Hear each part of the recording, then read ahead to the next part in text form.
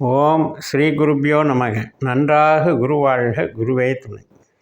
பரபிரம்ம ருத்ரகாயத்ரி ஞானஸ்தலத்தின் அன்பர்களுக்கு வணக்கங்களும் வாழ்த்துக்களும் கூறி கும்ப லக்னத்திற்கு மார்ச் மாத பலனாக இந்த பதிவில் பார்க்க இருக்கோம். லக்னத்தில் இருக்கிற சூரியன் ராகுனுடைய நட்சத்திரத்தில் இருக்கார். அதனால் நமக்கு ஒரு பணம் அல்லது நம்மளுடைய வேலை அல்லது தொழில் இது சார்ந்த ஈடுபாடை நல்லா கொடுக்குது. மார்ச் 5 வரைக்கும். மார்ச் 5க்கு அப்புறம் குருவினுடைய சாரத்தில் போகிறார். குரு நமக்கு 4ஆம் இடத்துல இருக்கார், தனலாபாதிபதி, தொழில் ஸ்தானத்தை பார்க்குறாரு. அதனால் இந்த சூரியன் நமக்கு உற்பத்தி சார்ந்த தொழில்கள், நமக்கு வீட்டுக்கு தேவையான பொருட்கள், வீடு வாகனம் இதெல்லாம் சொந்தமாக வாங்கிறது கட்டுறது, இது மாதிரியான நன்மைகளுக்கு காரணமாக இருக்கார். ஆனால் ஒன்றை கவனிக்கணும், சூரியனோட சனி சேர்ந்திருக்கார். மார்ச் 5ஆம் தேதியிலிருந்து மார்ச் 14ஆம் தேதி வரைக்கும் அந்த 10 நாள் சூரியன் சனி லக்னத்தில் 2 பேரும் ஒரே நட்சத்திரத்தில் சேர்க்கை பெறுகிறதுங்கிறது ஒரு முரண்பாடை கொடுக்கும். ஒருத்தருக்கு ஒருத்தர் எதிரி தன்மைகள் உள்ளவர்கள் சேர்க்கை பெற்று நமக்கு லக்னத்தில் சிந்தனையில் டெவலப் பண்ணுவாங்க. அப்படின்னா எப்படி டெவலப் பண்ணுவாங்க? ஒன்று நினைக்க சொல்லும், ஒன்று அதுக்கு எதிர்ப்பாக கருத்து சொல்லும். அப்போ எதை நினச்சாலும் அதை செயல்படுத்த முடியாமல் ஒரு அவஸ்தைக்கு ஆளாகும். அதே போல் தான் உறவுகள், தந்தை மகன் உறவுகள் சார்ந்து, பாஸு அல்லது வேலை பார்க்குறவங்க இந்த உறவுகள், கஸ்டமர் அது சார்ந்த உறவுகள், இப்படி எல்லா விதமான பப்ளிக் ரிலேஷன்ஷிப்லேயும் ஒரு இறுக்கமான உணர்வை ஏற்படுத்துறது இந்த 10 நாள் தான். அதுக்கப்புறம் மார்ச் 14லேருந்து 18 வரைக்கும் அவர் மீன ராசியில் குருவாக வேலை செய்கிறாரு. 18க்கு அப்புறம் சனி நட்சத்திரத்திலே சூரியன் போயிடுறார். அந்த சமயத்தில் நமக்கு நன்மைகள் நடக்கும், பேச்சு திறமை வெளிப்படும், நம்மளுடைய ஈடுபாடு நல்லாயிருக்கும்.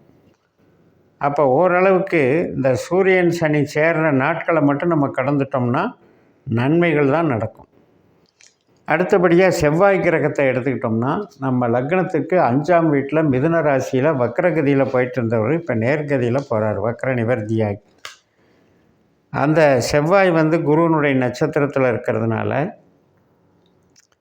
அதுவும் உற்பத்தி சார்ந்த தொழிலுக்கு நல்லா இருக்குது. இப்போ இந்த செவ்வாய் திசை புத்தி அந்தரம் நடக்குது அப்படின்னா இப்போ உங்களுக்கு இந்த சமயத்தில் தொழில் பலம் கைகூடும். அதே மாதிரி இப்போ மாணவர்களுக்கு கல்வி பலம் கைகூடும். எந்த விதமான ஒரு மூளை உழைப்பு சார்ந்த ஒரு ஸ்மார்ட் ஒர்க் நீங்கள் பண்ணால் கூட அதனால் உங்களுக்கு பெனிஃபிட் கிடைக்கும். பட் என்னென்னா சுபகாரியங்களுக்கு இப்போ இது தடைன்னு எடுத்துக்கணும். செவ்வாய் திசா புத்தி நடக்கிறவங்களுக்கு சுபகாரியம் சார்ந்த விஷயங்கள் தடையாக இருக்கும். அல்லது இப்போ ஒரு வரன் பார்த்துட்ருக்கோம் அப்படின்னா அது டிலே ஆகிக்கிட்டே போயிட்டுருக்குன்னு அர்த்தம். இப்போ குருவினுடைய அமைப்புக்கு வந்தீங்கன்னா 4ஆம் இடத்தில் இருக்கிற குரு சந்திரனை போல செயல்படுகிறார், ரோகிணியில் இருக்கார். அம்சத்தில் உச்சமாக இருக்கிறார் கடகத்தில். அப்படிப்பட்ட குருவினால் நமக்கு நன்மைகள் இருக்குது, வேலைக்கு சிறப்பு இருக்குது, வளர்ச்சிகள் இருக்குது. அதே மாதிரி குரு திசை புத்தி அந்தரம் நடக்கும்போது உங்களுடைய செயல்பாடுகள் உறவு ரீதியாகவும் சரி, தொழில் ரீதியாகவும் பண ரீதியாகவும் நன்மைகளை தரும். இப்போ சுக்கிரனை எடுத்துக்கிட்டிங்கன்னா, அந்த சுக்கிரனும் புதனை போலவே உத்திரட்டாதி நட்சத்திரத்தில் சனி நட்சத்திரத்தில் மீன ராசியில் போயிட்டுருக்காரு 2ஆம் இடத்துல. அந்த சுக்கிரனும் கூட மார்ச் 15ஆம் தேதி வக்கரமாகிறார். அது சனியை போல் பலன் கொடுக்கறதுனால நமக்கு பேச்சின் மூலமாக வரக்கூடிய நன்மைகள், நம்முடைய பணநிலை என்பது நமக்கு வாய்ப்பு தருது. புதன் சுக்கிரன் சேர்ந்து செயல்படும்போது ஒரு சேமிப்புக்கு உண்டான வாய்ப்பை கொடுக்குது. பண வரவு, கொடுத்த பணம் வர வேண்டியது அல்லது பிஸ்னஸில் ரன்னிங்கில் இருக்கிற பணம் சேர்க்கைங்கிறது நமக்கு நல்லாயிருக்கும். இப்போ சனி எடுத்துக்கிட்டிங்கன்னா மார்ச் 29ஆம் தேதி பயிற்சி ஆகிறாரு. அது வரைக்கும் நம்ம லக்னத்தில் தான் இருக்க போகிறாரு. அவரும் குருவை போல தான் செயல்பட போகிறார். அதனால் நம்ம தொழில் சார்ந்த நன்மைகளை சனி மூலமாகவும் பெறுகிறோம். இப்போ ராகு கேதுக்கு வந்தீங்கன்னா, ராகு 2ஆம் இடத்துல மீன ராசியில் குருவை போல் செயல்படுறாரு. கேது 8ஆம் இடத்துல சூரியனை போல் செயல்படுறார். இப்போ கேதுவை வந்து 8ஆம் இடங்கிறது அவ்வளோ நல்லதல்ல. சூரியனுடைய சாரம் அப்படிங்கிறதுனால கொஞ்சம் கணவன் மனைவி உறவு சார்ந்த விஷயத்தில் நமக்கு தேவையில்லாத ஒரு முன்கோபம் ஏற்படுறது, ஹெல்த்து ஒரு டைஜஷன் ப்ராப்ளம் உண்டாக்குறது, ஹெல்த்து சம்மந்தப்பட்ட ப்ராப்ளத்தை நமக்கு அது பார்க்கும். பட் ராகுவை பொறுத்த வரைக்கும் பண ஈடுபாட்டை கொடுக்கும், நன்மை நடக்கும். அதன் மூலமாக நமக்கு டெவலப்மெண்ட்டை கொடுக்கும். இப்போ ஒரு பணம் சேமிச்சிருக்கு, ஒரு இடம் வாங்கலாம், வீடு கட்டலான்னா அது காரியம் நடக்கும். அதே போல் உற்பத்தி சார்ந்த தொழிலில் இருக்கவங்க, வாகனம் வாங்குறவங்க, இது சம்மந்தப்பட்ட நன்மைகள்லாம் நடக்கும். அதனால் இந்த கும்பலக்னத்துக்கு இந்த மாதத்தை பொறுத்த வரைக்கும் செல்வ செழிப்புள்ள மாதமாகவே நம்ம கருதலாம். இடையில் அந்த 10 நாட்கள் வந்து மார்ச் 14 இருந்து, அதாவது மார்ச் 5லிருந்து மார்ச் 14 வரைக்கும் இந்த சூரியன் சனி சேர்க்கை அப்படிங்கிறத நம்ம பார்த்துக்கணும். ஏன்னா நமக்கு 5ஆம் வீட்டில் இருக்கிற செவ்வாயும் குரு நட்சத்திரத்தில் இருக்கிறனால, இந்த சூரியன் சனியும் குரு நட்சத்திரத்தில் இருக்கிறனால, இந்த 3 கிரகமும் ஒரு பரஸ்பர ஒரு சுப விளைவை பெறுகிறது. அதன் மூலம் அந்த சுப விளைவை பெறுவது நல்லது தான். ஆனால் அதனுடைய ரிசல்ட் என்னன்னா, நாளில் இருக்கிற குருவாக செயல்பட்டதுனால வேலைக்கும் தொழிலுக்கும் பணவரவுக்கும் மற்ற ஒரு வெளிப்புறமான அனைத்து விஷயங்களுக்கும் அது சாதகமாக இருக்கும். அதே வேளையில் உறவு சார்ந்த விஷயத்தில், ஒரு அண்டர்ஸ்டாண்டிங்கில், குடும்ப சந்தோஷத்தில், குழந்தைகளுடைய உறவுகள் சார்ந்த மகிழ்ச்சியில், இதில் எல்லாம் வந்து அவ்வளோ சிறப்பாக இல்லைங்கிறத புரிஞ்சுக்கணும். அப்போ இந்த 10 நாட்களில் கவனம் செலுத்திட்டிங்கன்னா மற்றபடி தொழில் சார்ந்த நன்மைகள் எல்லாம் நமக்கு சிறப்பாக நடக்க இருக்கிறது.